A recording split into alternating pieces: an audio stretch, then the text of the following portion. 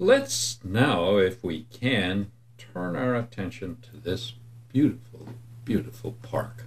I wonder if you could describe for us kind of the natural environment here, the flora, the geology, the climate, all that. Sure. Well, we are a coastal park, so that means that we are bordered by the Atlantic Ocean. We are on a barrier island. So we have a beautiful beach. It's 1.25 miles long. Behind the beach, we have a maritime forest, and we have campsites both in the forest and at the beach. And then we also have a beautiful salt marsh environment. So we really do have three very distinct environments here at the park itself. The park is 1,255 acres. So within that acreage, we have, like I said, a beach, a maritime forest, and a salt marsh environment. The beach is understandable. What is a maritime forest? The maritime forest is the type of forest that you would find on a barrier island that's comprised of things like your live oaks.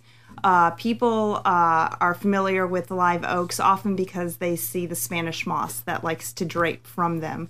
There's also things like magnolias and pines and your red bay, all of these trees that kind of make up the interior of your island. It's very important to barrier islands because the roots from these trees, from these plants, actually hold the soil in place. So the maritime forest almost anchors your islands.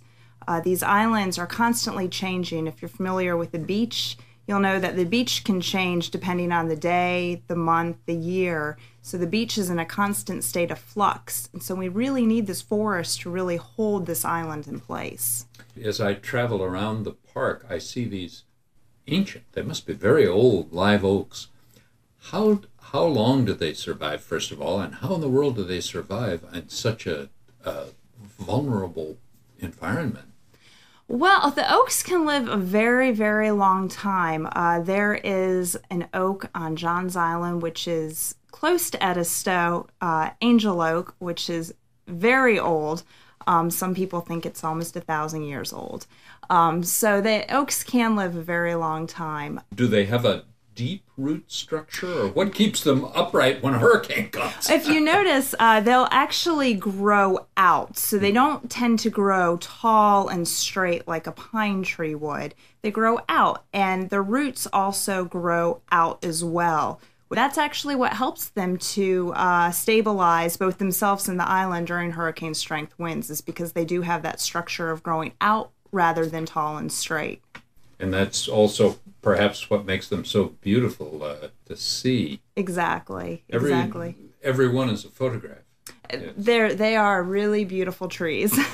Well, how about the climate here?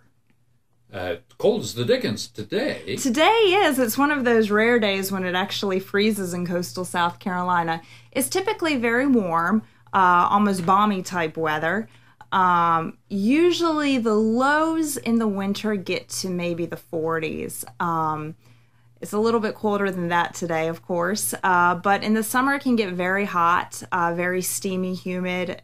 Heat index can get to over 100 degrees.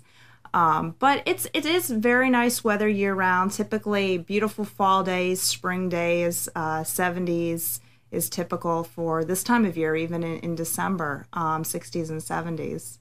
What about the wildlife found here? What do we see here? Oh, well, the Environmental Learning Center is set back in the forest, and we border the marsh. So we see deer, possum, raccoons, literally on a daily basis.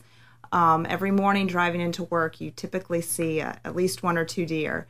If you go to the beach side of the park, of course, in the summer, we have our loggerhead sea turtles. We are one of the highest density nesting beaches in the state. Sometimes we're fortunate enough to have leatherback sea turtles nest on our beach as well.